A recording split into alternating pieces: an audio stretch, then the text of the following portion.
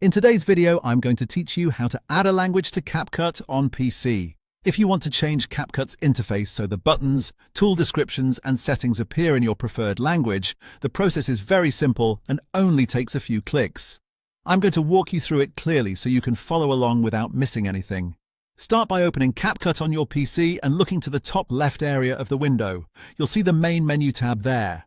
Go ahead and click on Menu once to open the drop-down list. From that list, scroll downward until you find Settings, then click on it.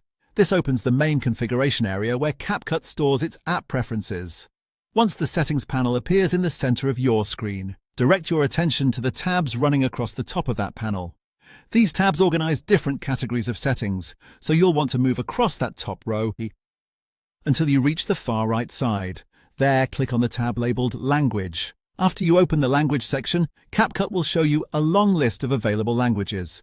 This is where you can choose the one you want the app to use. Take a moment to scroll through the list carefully until you find your preferred language. When you see it, click on it once. You should notice a check mark appear next to that language, which confirms that it has been selected. Now that your new language is chosen, look down to the bottom right corner of the Settings panel and click the blue Save button.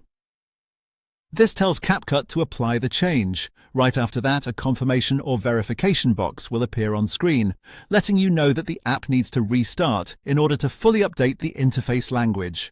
When that message appears, click the blue Restart button. CapCut will close automatically and then reopen on its own. After it launches again, the interface text throughout the app should now be translated into the language you selected. That includes menu labels, settings text, and other system interface elements. If the change doesn't seem immediate, just give CapCut a moment to finish reloading. In most cases, the update happens right away after the restart. And that's it. You've successfully gone through the main menu, opened the Settings panel, switched to the Language tab, selected a new language, and restarted the app to apply the update. Your CapCut interface should now be much more comfortable to use in your preferred language.